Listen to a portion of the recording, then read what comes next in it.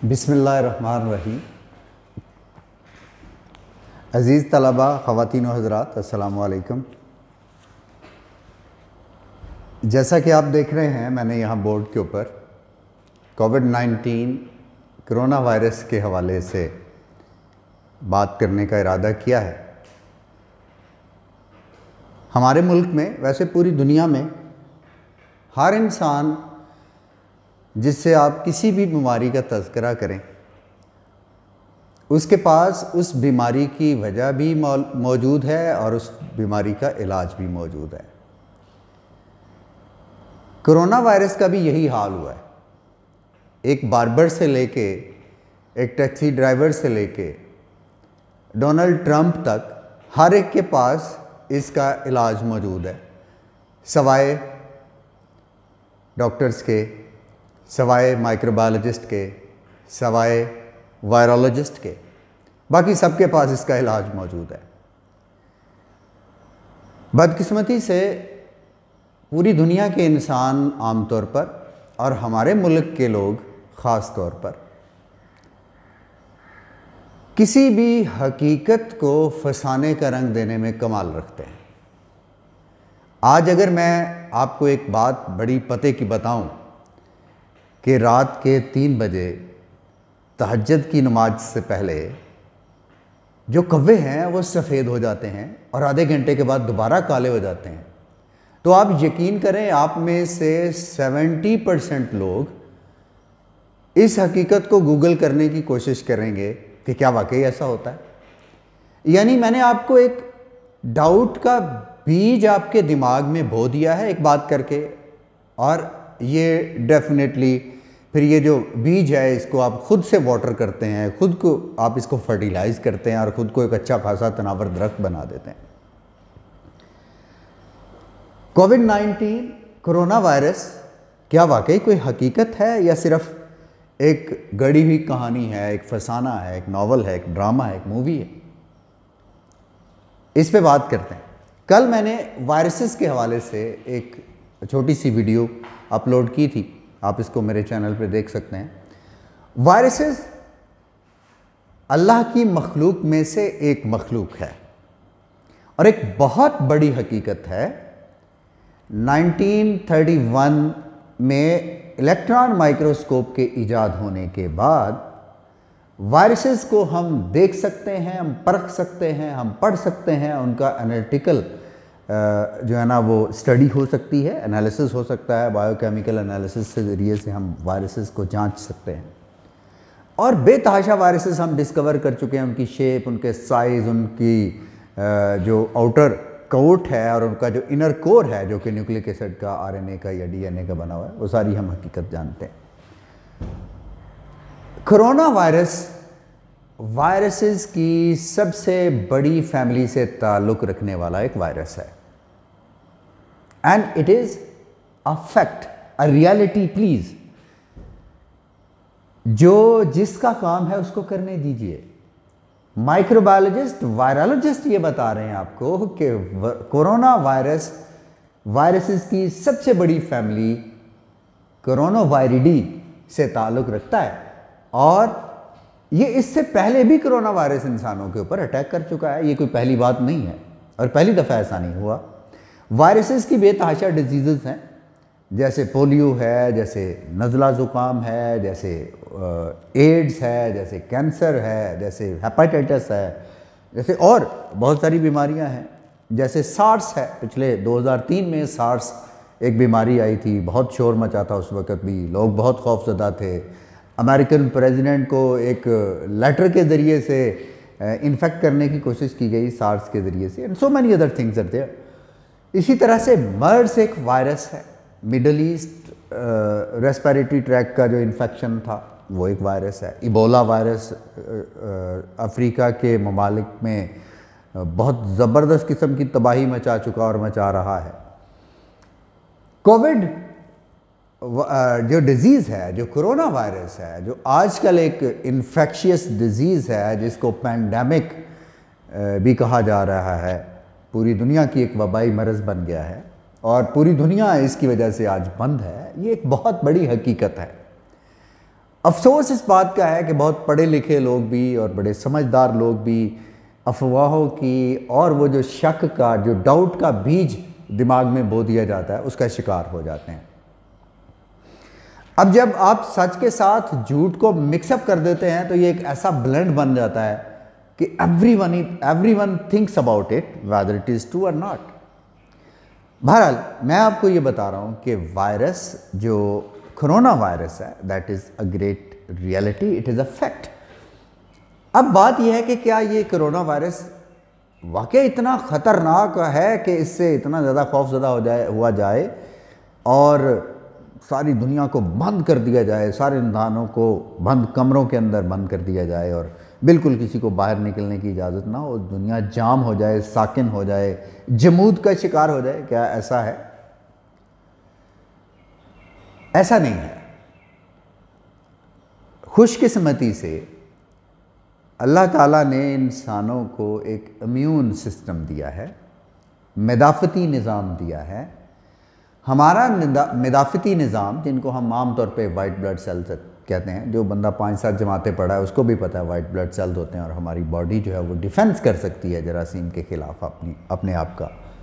तो हमारे white blood cell जो हैं वो इस कोरोना के ख़िलाफ़ भी लड़ते हैं और इस कोरोना वायरस को भी वो डिस्टार्ट कर देते हैं। आजकल सोशल मीडिया के ऊपर बहुत सारी वीडियोज़ हैं। कोई बंदा ये कह रहा है कि मैं 10 भैंसों को चारा डालता हूँ और मैं बिल्कुल हट्टा कट्टा हूँ, बिल्कुल ठीक हूँ, मैं क्रिकेट खेल रहा हूँ यहाँ करंटीना सेंटर के ऊपर आइसोलेशन वार्ड में, हम गप्पे लगा रहे हैं, हम लूडो खेल रहे हैं, हम शतरंज खेल रहे हैं। बहुत सारी वीडियोज़ आ रही हैं और गाली गलौच भी लोग कर रहे हैं गवर्नमेंट को, डॉक्टर्स को भी। खुदा का खौफ करें। तू अगर मेरा नहीं बनता न बन, अपना तो बन। वो जो डंगर चारने वाला, डंगरों को पट्ठे डालने वाला बंदा है, उसकी बात पे आप बिलीव कर रहे हैं और एक पढ़े लिखे इंसानों की बात के ऊपर आप बिलीव नहीं कर रहे। भाई, कोरोना पॉजिटिव होने का मतलब हरगिज़ ये नहीं है कि आप खुदा न खास्ता बीमार हो जाएंगे, आपकी सांस उखड़ जाएगी और आप मौत के मुंह में चले जाएंगे। 80% तो ऐसे चांसेस हैं कि कोरोना आपके ऊपर अटैक करेगा और आपकी बॉडी उसको डिफेंड कर जाएगी और उसको डिस्टॉर्ट कर देगी। वो कोरोना वायरस जो है वो बिल्कुल खारिज हो जाएगा बॉडी से। मैंने खुशकिस्मती से या बदकिस्मती से पिछले 1 साल से वायरसेस पढ़ाए हैं। मैं यहाँ पे एक सिंपल सा स्ट्रक्चर इसका ड्रा करने जा रहा हूँ कोरोना वायरस का। तो मैंने भी ये समझा कि मेरा फ़र्ज़ है कि जिस तरह से लोग जो है ना वो बिल्कुल एक लेमैन की बातों पे गौर कर रहे हैं और उसको बुनियाद बना के बहुत सारी और बातें भी की जा रही हैं, तो क्यों ना हम भी अपना हिस्सा डालें हकीकत को, सच को सामने लाने के लिए। ये कोरोना वायरस का ख़तरनाक हिस्सा है। वायरस, किसी भी वायरस का ये ख़तरनाक हिस्सा है, ये इसका आरएनए है। और ये सब अभी तक जो वायरस डिस्कवर हुए हैं, सबसे ज़्यादा आरएनए इसके पास है, सबसे ज़्यादा न्यूक्लियोटाइड बेसिस इसके पास है। पढ़े लिखे लोग हैं, जो सादा लोग हैं, उनको भी ये बात समझ आ जाएगी। और कुछ लोगों का ये भी ख्याल था शुरू में, बहरहाल ये एक इंटरनेशनल पॉलिटिक्स है, I am not going to involve in it, कि ये कोई लेबॉर्ट्री में बनाया गया है, इंसान का बनाया हुआ वायरस है। लेकिन मैंने कुछ वायरोलॉजिस्ट, जिनमें विंसेंट रिकैनियालो हैं अमेरिका के, कुछ दूसरे वायरोलॉजिस्ट हैं इटली से, जर्मनी से, हार्वर्ड यूनिवर्सिटी से, और वुहान चाइना का जो सूबा जिसमें ये वायरस फैला था, उसके जो वायरोलॉजी के रिसर्चर्स हैं, उनके आर्टिकल्स में भी ये बात पड़ी है। और बहुत बड़े बड़े वायरोलॉजिस्ट भी इसमें आगे आए हैं। उन्होंने कहा कि ऐसा वायरस, बल्कि एक की तो मैंने जो वीडियो देखी है वो वायरोलॉजिस्ट ये फरमा रहे हैं कि ज़मीन के ऊपर कोई लैब ऐसी नहीं है, कोई इंसान ऐसा नहीं है जो इस वायरस को क्रिएट कर सकता है। It is created by nature, it is created by Allah Almighty. और फिर ये वायरस आया कहाँ से है? फिर लोग कहते हैं कि कहाँ से आया, अगर ये लैब ने नहीं बना तो कहाँ से आया? भाई, वायरसेस पहले भी जो नज़ला के वायरसेस हैं वो कहाँ से आ रहे हैं, जो पोलियो के वायरसेस हैं वो कहाँ से आ रहे हैं? नेचर क्रिएट करती है। अगर आप देखते हैं कि इंसान नए नए पैदा हो रहे हैं और नए नए फीचर्स के साथ, नई इंटेलिजेंस के साथ, ज़्यादा बेहतर हिस्सियात के साथ इंसान पैदा हो रहे हैं, तो बाकी जो मखलूक़ात हैं, क्या उनके अंदर एवोल्यूशन नहीं हो रही है? डेफिनेटली हो रही है। बहरहाल, मैं जो बात करना चाह रहा हूँ, ये कोरोना वायरस जो है ये एक बहुत बड़ी हकीकत है, इन्फेक्शियस डिजीज़ है। ख़ास तौर पे ये आपके सांस के ज़रिए से आपकी बॉडी में खुदा न खास्ता मुंतकिल हो सकता है। अगरचे हाथों और दूसरे चीज़ों के ज़रिए से भी ये मुंतकिल हो सकता है, लेकिन सांस के ज़रिए से इसकी मुंतकिली के मैक्सिमम चांसेस हैं। हाथ बांध के अर्ज़ है कि जब भी आप किसी हजूम वाली जगह पे जा रहे हैं, ख़ास तौर पे उन इलाकों में जहाँ पे पाकिस्तान में या दुनिया में जहाँ भी आप बसते हैं, जिन इलाकों में जिन इलाकों में हजूम ज़्यादा हो रहे हैं, लोग ज़्यादा इकट्ठे हो रहे हैं, खुदा के लिए वहाँ पे मास्क पहने। और वहाँ से आने के बाद ज़रूरी है कि अपने हाथों को, अपने मुंह को, अगर मुमकिन हो सके तो शावर ले लीजिए, और अगर ये मुमकिन नहीं है तो कम से कम अपने हाथों को, अपने मुंह को, अपनी नोज़ को अच्छी तरह से साफ़ कर लीजिए, ताकि आपकी इन्फेक्शन के चांसेस मिनिमम हो सकें। हम सारे इंसानों से मोहब्बत है हमें, और हम ये चाहते हैं कि दुनिया का कोई भी इंसान, अल्लाह ताला की ज़ात उसको दुख से, उसको तकलीफ़ से, उसको बीमारी से महफूज रखे। इसलिए ये वीडियो भी बनाई है मैंने, ताकि आपको आगाह किया जा सके।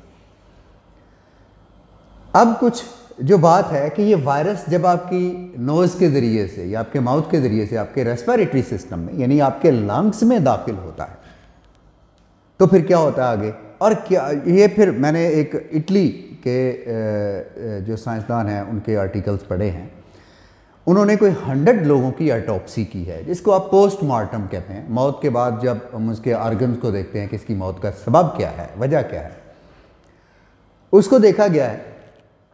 और ये देखा गया है कि 70% लोगों के लंग्स इफेक्ट हुए हैं, उनके फेफड़ों को जो है ना वो नुकसान पहुंचा है। अगरचे कुछ परसेंटेज जो है, कुछ लोगों के लिवर और किडनीज भी ख़राब हुए हैं, लेकिन ये देखा गया कि जिन लोगों के लिवर और किडनीज ख़राब हुए हैं कोरोना की इन्फेक्शन के बाद, ये दरअसल वो लोग थे जो ऑलरेडी लिवर की और किडनी की इन्फेक्शन में इन्वॉल्व थे, या उनमें कुछ दूसरे उनकी हिस्ट्री थी कोई डिजीज़ की, इसलिए इनमें ये। लेकिन जो मैक्सिमम चांसेस हैं, ये जो ऑटोप्सी इटली में की गई है 100 लोगों की, और उनसे जो रिज़ल्ट निकाले गए हैं वो यही बताते हैं कि दरअसल ये हमारे लंग्स को ही पैरालाइज करता है। ये वायरस हमारे लंग्स के ऊपर ही अटैक करता है, और हमारे जो एल्विलाई हैं, हमारे जो एयर सैक हैं, वो इस काबिल नहीं रहते कि वो एक्सचेंज ऑफ गैसेस कर सकें। ऑक्सीजन की कमी हो जाती है, और ऑक्सीजन की कमी, जिसको हम अनॉक्सिया कहते हैं मेडिकल टर्म में, ये 2 आर्गन के लिए बहुत सेंसिटिव होती है। 2 आर्गन बहुत सेंसिटिव है अनॉक्सिया के लिए। एक है हमारा ब्रेन और दूसरा है हमारा हार्ट। यानी ऑक्सीजन की अगर कमी होगी ब्रेन के सेल्स को, हार्ट के सेल्स को, हार्ट के मसल्स को और ब्रेन के सेल्स को, दे विल स्टार्ट डाइंग, उनकी डेथ स्टार्ट हो जाती है, जिसको आप ब्रेन हैमरेज या हार्ट अटैक भी कहते हैं, या आप उसको जो है ना वो नाम देते हैं कि जी हार्ट अटैक हो गया। एक mild type of heart attack होता है मायोकार्डियल इन्फार्क्शन के अलावा, वो भी हो सकता है। लंग्स जो हैं वो ज़्यादा इफ़ेक्ट हो रहे हैं। अब अगर लंग्स को इफ़ेक्ट होने से बचाना है तो उसके लिए हमारी नाक और मुंह की हिफाजत बहुत ज़रूरी है। जो लोग अल्लाह के फजलो करम से बाय द ग्रेस ऑफ अल्लाह मुसलमान हैं, उनको तो मुबारक हो, 5 वक्त आप नमाज़ पढ़ते हैं, अगर पढ़ते हैं, अगर नहीं पढ़ते तो पढ़ना शुरू कर दीजिए। हम भी कोशिश करते हैं, और 5 वक्त आप वज़ू करें। इसके अलावा भी जब भी आपको मौका मिले, आजकल तो वैसे गर्मियों का मौसम है, तो आपको चाहिए कि जब भी आपको मौका मिले अपने हाथों को धोएं साबुन के साथ, 20 सेकंड तक प्रॉपर तरीके से हाथों को धोएं, अपने मुंह को साफ़ करें, अपनी नोज़ को साफ़ करें, अपनी आँखों वगैरह को साफ़ करें। उससे बंदा वैसे भी फ्रेश हो जाता है और इस इन्फेक्शन से भी बच जाता है। अब देखते हैं कि हमारे लंग्स के साथ होता क्या है जब ये वायरस हमारी लंग्स के अंदर एंटर होता है, तो हमारे लंग्स में क्या होता है। हमारे लंग्स की ये एक सांस की नाली है, ये ऊपर एक ट्रैक किया है, ये इसकी डिटेल जो है वो बायोलॉजी के स्टूडेंट को पढ़ाएंगे। हम कॉमन लोगों से बात कर रहे हैं। हमारे लंग्स को जो खून की नालियाँ, ताज़ा खून जिसको आप ऑक्सीजनेटेड ब्लड कहते हैं, ऑक्सीजन रिच ब्लड जो सप्लाई करती हैं, उनको हम पल्मोनरी आर्टरी कहते हैं। ये मैंने आपको सादा से समझाने के लिए, मैं पूरी डिटेल नहीं समझा रहा। मेडिकल और साइंस के जो स्टूडेंट हैं, बायोलॉजी के स्टूडेंट हैं, उनकी माजरत के साथ, उनकी इजाज़त के साथ, ये मैं एक ब्लड वेसल जिसको आप पल्मोनरी आर्टरी कह सकते हैं, ये मैंने ड्रा किया है, ये पल्मोनरी आर्टरी एक लंग की तरफ आ रही है और ये लंग के अंदर जाके ये ज़ाहिर है आर्टरी डिवाइड होती है, बड़ी खून की नाली जो है वो छोटी खून की नालियों में बदल जाती है। अब जब लंग्स में ऑक्सीजन की कमी होती है, खून प्रॉपर नहीं मिलता, तो ब्लड के अंदर कुछ बायोकेमिकल चेंजेस होती हैं जिसकी वजह से ब्लड क्लॉट करना शुरू कर देता है। और इटली के जो साइंसदानों ने 100 लोगों की जो ऑटोप्सी की है, उनका जो पोस्टमार्टम करने के बाद ये देखा है कि 70% लोगों के लंग्स की जो पल्मोनरी आर्टरीज़ हैं, जो उनके लंग्स को खून सप्लाई करने वाली आर्टरीज़ हैं, उनके अंदर बाकायदा तौर पे ये एम्बुलस या थ्रम्बस पाया गया है। एम्बुलस या थ्रम्बस क्या होता है? यानी खून के जमे हुए लोथड़े हैं।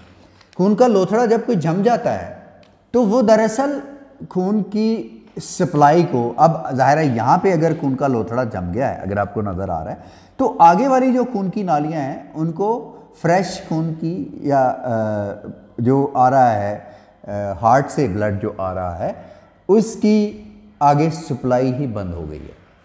यानी अब वो जो डीऑक्सीजनेटेड ब्लड था, पल्मोनरी आर्टरी में डीऑक्सीजनेटेड ब्लड होता है, वैसे आम आर्टरीज में जो है ना वो ऑक्सीजनेटेड ब्लड होता है, तो वो ब्लड एल्वियोलस तक पहुंच ही नहीं रहा। अगर मैं यहाँ पे आपकी इजाज़त के साथ एक बड़ा सा एल्वियोलस यहाँ पे ड्रा कर दूँ, जो कॉमन तौर पे हम समझाने के लिए छोटे बच्चों को करते हैं कि ये एल्वियोलस है, ये एक खून, ये हवा की एक थैली है जो लंग्स के अंदर छोटी थैलियाँ होती है, माइक्रोस्कोपिक एल्वियोलस है। अब एल्वियोलस तक जो खून की सप्लाई है वो आ ही नहीं रही। अब खून की सप्लाई आ ही नहीं रही, क्यों नहीं आ रही? क्योंकि पीछे खून का क्लॉट एक जम गया है, एक लोथड़ा सा जम गया है जिसको एम्बुलस या थ्रम्बस हम कहते हैं। उसकी वजह से अब आपके लंग्स जो हैं वो पेशेंट के लंग्स जो हैं वो काम नहीं करते प्रॉपर तरीके से। सांस लेने में बहुत ज़्यादा तकलीफ़ होती है, ऑक्सीजन लगानी पड़ती है, बाज़ उसे अगर शदीद हालात हो जाएं तो, मुश्किल हालात हो जाए तो वेंटिलेटर पे भी उसको ले जाया जाता है।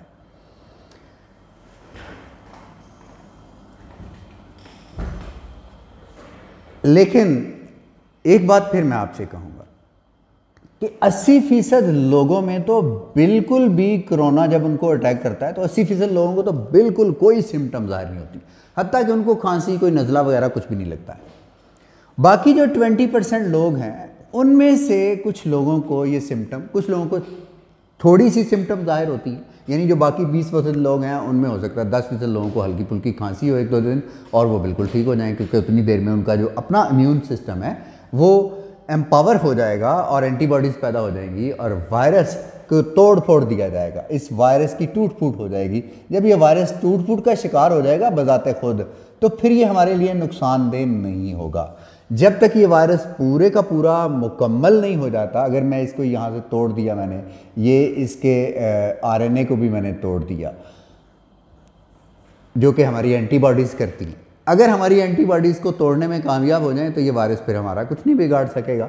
अगर इसको वो तोड़ने में नाकाम हो जाएं तो फिर अलबत्ता ये हमारे लिए नुकसानदेह है। और ये चंद ही दिनों में, पहले तो 3 से 4 दिन जो है इसको हम जो है ना वो इसका एक्लिप्स पीरियड कहते हैं, कुछ लोग इसको इंक्यूबेशन पीरियड भी कहते हैं। लेकिन इंक्यूबेशन पीरियड या बहरहाल एक्लिप्स पीरियड या इंक्यूबेशन पीरियड के बाद ये एकदम से इजाफा होता है वायरसेस के अंदर। एक वायरस जब एक सिंगल सेल के ऊपर अटैक करता है, ये फ़र्ज़ कीजिए कि सिंगल यूकैरियोटिक सेल और ये वायरस ने इसके ऊपर अटैक किया है, तो ये 20 मिनट में ये कोई 2.5 लाख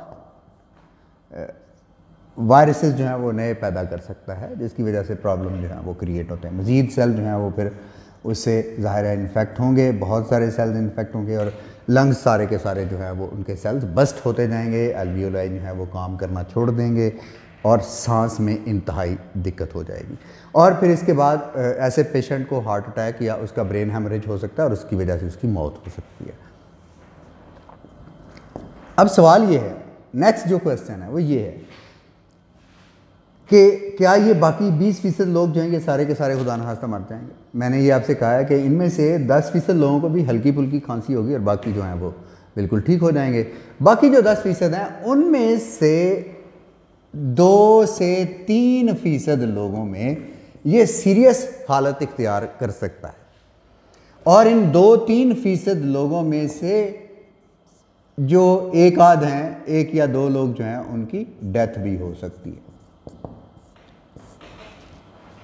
इसका मतलब ये हुआ कि ये वायरस उन लोगों के ऊपर ज़्यादा कामयाब हो रहा है जिनका इम्यून सिस्टम, जिनका दिफाई निज़ाम उनके जिस्म का कमज़ोर है। अब दिफाई निज़ाम को मजबूत कैसे कर सकते हैं हम, कैसे इसको तकड़ा कर सकते हैं कि सिर्फ यही वायरस नहीं, अब बायोलॉजिस्ट और माइक्रोबायोलॉजिस्ट, वायरोलॉजिस्ट ये कह रहे हैं कि ये 2-4 साल के बाद कोई और नया वायरस, फिर और नया वायरस और नया वायरस, ये वायरसेस तो आते ही रहेंगे। तो क्या हम इन वायरसेस की वजह से जीना छोड़ दें? इन वायरसेस को कंट्रोल करने के लिए या किसी भी डिजीज़ को कंट्रोल करने के लिए there are 3 or 4 methods. Number 1, एक तो आप इन माइक्रोब्स को किल कर दीजिए। जैसे हम बैक्टीरिया की सूरत में बड़े कामयाब हैं, एंटीबायोटिक हमारे पास हैं, हम एंटीबायोटिक देते हैं पेशेंट को, पेशेंट चंगा भला हो जाता है। या फिर एक और तरीका है कि हम इनका जो जीनोम है, इनका जो आरएनए है, इसको ही बदल दें, इसको नुकसानदेह से थोड़ा सा कम नुकसानदेह कर लें। ये नामुमकिन है और बहुत मुश्किल प्रोसेस है। एक और तरीका है कि हम वैक्सीनेशन कर दें। तीसरा तरीका ये है कि हम इंसानों का जो इम्यून सिस्टम है, उनका जो मदाफ़ती निज़ाम है, उसको पहले से ही तैयार कर दें।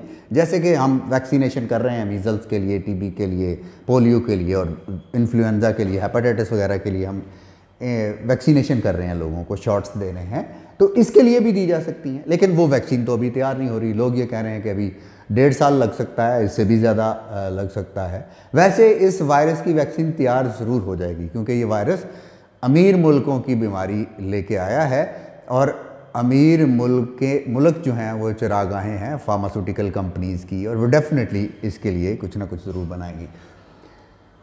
चौथा जो तरीका है, जो मेरे ख्याल में सबसे बेहतरीन तरीका है, वैक्सीनेशन से भी बेहतरीन तरीका है, वो ये है कि इंसानों का इम्यून सिस्टम बेहतर से बेहतर कर दिया जाए। सारे इंसानों का इम्यून सिस्टम जो है वो स्ट्रांगर हो। अगरचे ये इतना आसान नहीं है, लेकिन इट इज़ पॉसिबल, ये पॉसिबल है। अब इम्यून सिस्टम को कैसे स्ट्रांग कर सकते हैं? सिर्फ कोविड-19 से नहीं, बल्कि दूसरी बेतहाशा बीमारियों से बचने के लिए आप अपने जिस्म को कैसे सेहतमंद रख सकते हैं, इस पे अब वीडियो ऑलरेडी बड़ी लंबी हो गई है, इस पे इंशाल्लाह नेक्स्ट वीडियो में बात करते हैं। और मैं नेक्स्ट वीडियो में आपको बताऊंगा कि कोरोना वायरस, जो कि प्लीज़ एक बात और है, मैं जाते जाते ये ज़रूर कहूँगा, इसको हकीकत समझिए। देखें, एक हजाम का काम है बालों को अच्छा बनाना, खूबसूरत बनाना। एक कोबलर का काम है, जूते बनाता है, बहुत अजीम काम करता है, इंसानों को जूते बनाता है। एक दर्जी का काम है, इंसानों को कपड़े पहनाता है, बहुत बढ़िया काम है उसका। लेकिन हर एक इंसान का हर एक काम नहीं है। जिस तरह से कोई मोची आपके पेट की बीमारी का इलाज नहीं कर सकता, इसी तरह से आप आम बंदों की बात पे प्लीज़ बिलीव ना करें। और जो आइसोलेशन वार्ड्स के अंदर लोग आपको वीडियोस कर रहे हैं, अपलोड कर रहे हैं कि ये देखें मैं बिल्कुल ठीक हूँ, ये कह रहे हैं मुझे कोरोना है, ओ भाई आपके बॉडी के अंदर ये कोरोना वायरस एंटर हो चुका है, इसलिए वो आपको कह रहे हैं पॉजिटिव है। अगर आप अच्छे भले हैं, आपकी सेहत अच्छी है, तो आप बड़े खुशकिस्मत हैं, क्योंकि आपके इम्यून सिस्टम ने इस वायरस को तोड़ फोड़ दिया है। लेकिन इस तोड़ फोड़ के बावजूद ये वायरस आपकी बॉडी में तो मौजूद है, लिहाजा टेस्ट जो है लैब का वो आपके लिए पॉजिटिव आ जाएगा। इसलिए आप परेशान भी ना हो, लेकिन अफवाहें भी ना फैलाएं। It is very greater reality. शायद आपने कल की खबरें सुनी हो, कराची का जो बहुत अच्छे हॉस्पिटल हैं, आगा खान हॉस्पिटल्स, उन्होंने अपने हॉस्पिटल्स के बाहर लिख के लगा दिया है कि हमारे पास कोरोना वार्ड के अंदर कोई जगह नहीं है, कोई बेड नहीं है। खुदा के लिए आंखें खोलिए, आम लोगों की बात पे ध्यान ना दीजिए। जो लोग माइक्रोबायोलॉजिस्ट हैं, जो वायरोलॉजिस्ट हैं, उनकी बात को गौर से सुनिए। ये एक बहुत बड़ी हकीकत है। इससे अफवाहें गढ़ने की बजाय एहतियात ज़रूरी है। देखिए, अगर डॉक्टर आपको कह रहा है कि आप अपने मुंह को बार बार साफ़ कीजिए, अपने हाथों को साफ़ कीजिए, अपने माहौल को साफ़ सुथरा रखिए, तो भाई इसमें बुराई क्या है, इसमें साजिश क्या हो गई? खुदा के लिए हर बात को साजिश के साथ जोड़ना, हर बात को लेके अपने दिल में, अपने दिमाग में डाउट्स के बीज बोना बंद कीजिए। हकीकत की ज़िंदगी जिए। अल्लाह ताला हम सबको अपनी हिफ्ज़-ओ-ईमान में रखे। खुश रहिए, शाद रहिए। अल्लाह हाफ़िज़।